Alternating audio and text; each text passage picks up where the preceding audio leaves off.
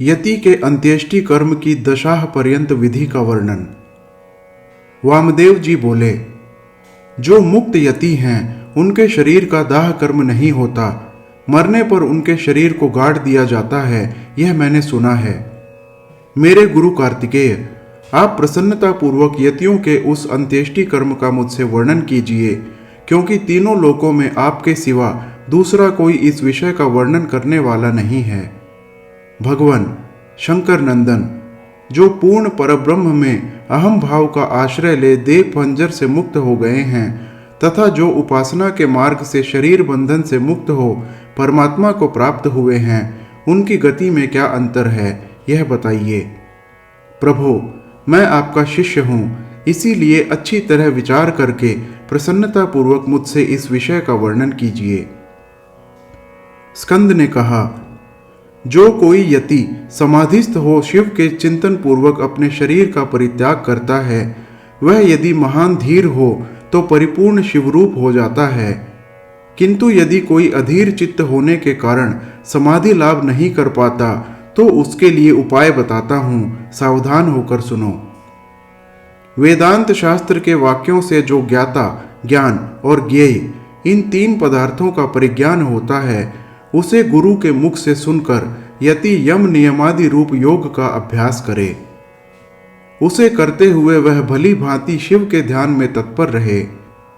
मुने, उसे नित्य नियम पूर्वक प्रणव के जप और अर्थ चिंतन में मन को लगाए रखना चाहिए।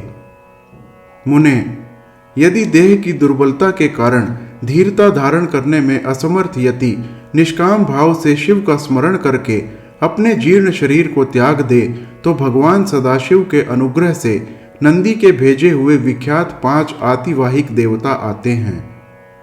उनमें से कोई तो अग्नि का अभिमानी, कोई ज्योतिपुंज स्वरूप, कोई दिनाभिमानी, कोई शुक्ल पक्षाभिमानी और कोई उत्तरायण का अभिमानी होता है।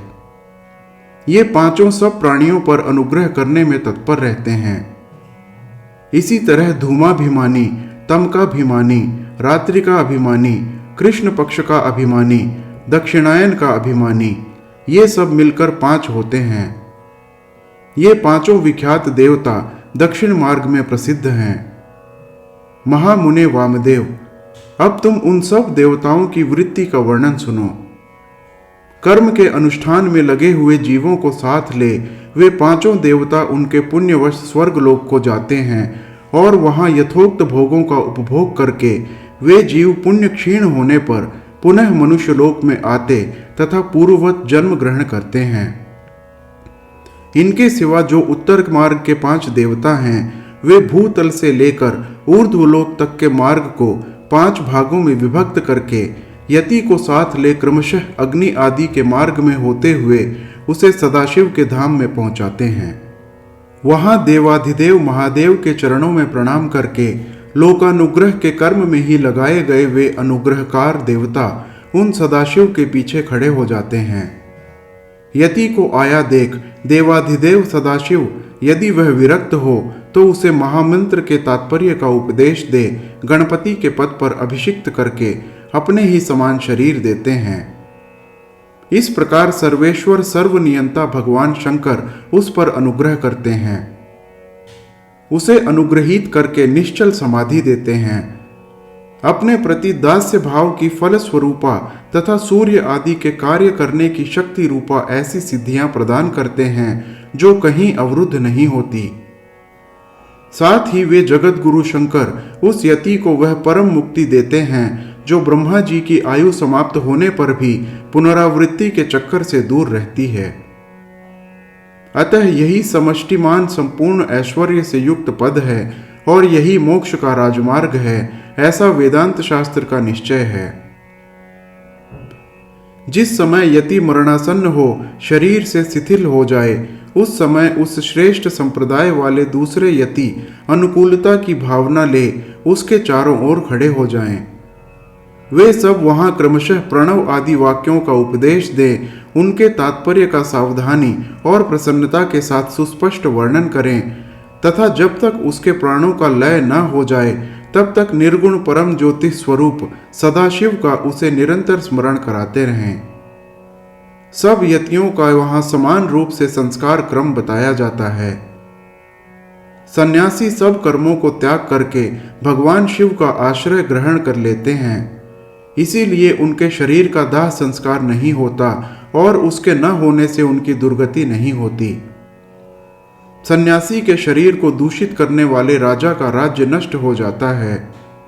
उसके गांव में रहने वाले लोग अत्यंत दुखी हो जाते हैं। इसीलिए उस दोष का परिहार करने के लिए शांति का विधान बताया जाता है। उस समय नम इरिण्याय से लेकर नम अमिवेकभ्यः तक के मंत्र का विनीत चित्त होकर जप करें। फिर अंत में ओंकार का जप करते हुए मिट्टी से देव यजन की पूर्ति करें। मुनीश्वर, ऐसा करने से उस दोष की शांति हो जाती है। पुत्र या शिष्य आदि को चाहिए कि यति के शरीर का यथोचित रीति से उत्तम संस्कार करें। ब्राह्मण, मैं कृपा पूर्वक संस्कार की विधि बता रहा हूं, सावधान होकर सुनो। पहले यति के शरीर को शुद्ध जल से नहलाकर पुष्प आदि से उसकी पूजा करें। पूजन के समय श्री रुद्र संबंधी चमकाध्याय और नमकाध्याय का पाठ करके रुद्र सूक्त का उच्चारण करें। उसके आगे शंख की स्थापना करके शंखस्थ जल से यति के शरीर का अभिषेक करें। सिर पर पुष्प रखकर प्रणव द्वारा उसका मार्जन करें। पहले के कौपीन आदि को हटाकर दूसरे नवीन कौपीन आदि धारण कराएं। फिर विधिपूर्वक उसके सारे अंगों में भस्म लगाएं। विधिवत त्रिपुंड लगाकर चंदन द्वारा तिलक करें। फिर फूलों और मालाओं से उसके शरीर को अलंकृत करें। छाती, कंठ, मस्तक, बाह, कलाई और कानों में क्रमशः रुद्राक्ष की माला के आभूषण मंत्रोच्चारण पूर्वक धारण कराकर उन सब अंगों को सुशोभित करें। फिर धूप देकर उस शरीर को उठाएं और विमान के ऊपर रखकर ईशानादि पंच ब्रह्ममय रमणीय रथ पर स्थापित करें। आदि में ओंकार से युक्त 5 सद्योजातादि मंत्रों का उच्चारण करके सुगंधित पुष्पों और मालाओं से उस रथ को सुसज्जित करें। फिर नृत्य, वाद्य तथा ब्राह्मणों के वेद मंत्रोच्चारण की ध्वनि के साथ ग्राम की प्रदक्षिणा करते हुए उस प्रेत को बाहर ले जाए। तदनंतर साथ गए हुए वे सब यति गांव के पूर्व या उत्तर दिशा में पवित्र स्थान में किसी पवित्र वृक्ष के निकट देव यजन खोदें। उसकी लंबाई सन्यासी के दंड के बराबर ही होनी चाहिए।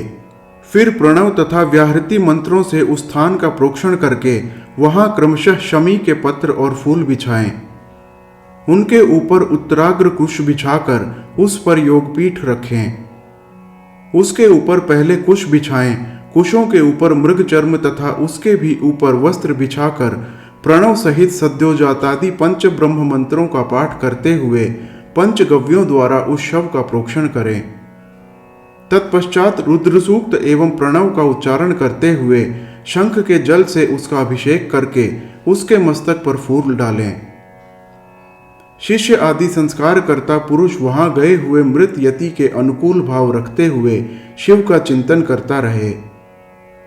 तदनंतर ओंकार का उच्चारण और स्वस्ति वाचन करके उस शव को उठाकर गड्ढे के भीतर योगासन पर इस तरह बिठाएं जिससे उसका मुख पूर्व दिशा की ओर रहे।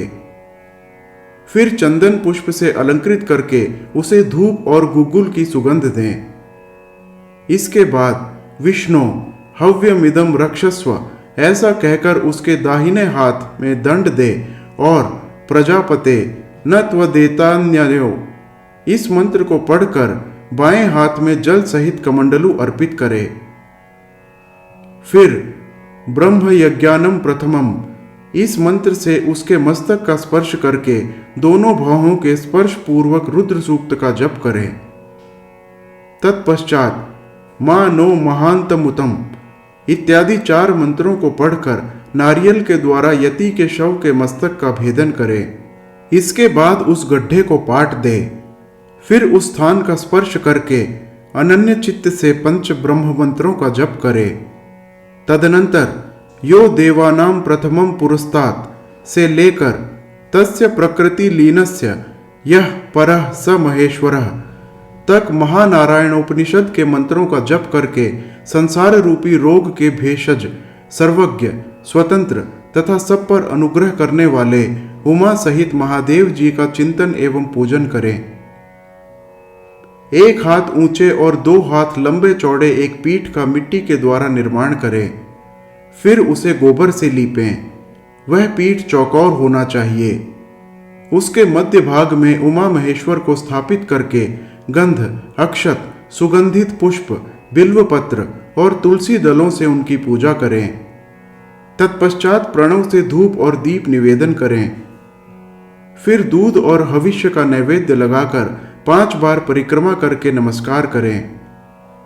फिर 12 बार प्रणव का जप करके प्रणाम करें। तदनंतर ब्रह्मीभूत यति की तृप्ति के लिए नारायण पूजन, बलिदान, घृत दीपदान का संकल्प करके गर्त के ऊपर मृण्मय लिंग बनाकर पुरुष सूक्त से पूजा करके घृत मिश्रित पायस की बलि दे। घी का दीप जला पायस बलि को जल में डाल दे। तत्पश्चात दिशा विदिशाओं के क्रम से प्रणव के उच्चारण पूर्वक ओम ब्रह्मणे नमः इस मंत्र से ब्रह्मीभूत यति के लिए शंख से 8 बार अर्घ्य जल दे। इस प्रकार 10 दिनों तक करता रहे। मुनिश्रेष्ठ, यह दशाहतक की विधि तुम्हें बताई गई। अब यतियों के एकादशाह की विधि सुनो। हर हर महादेव।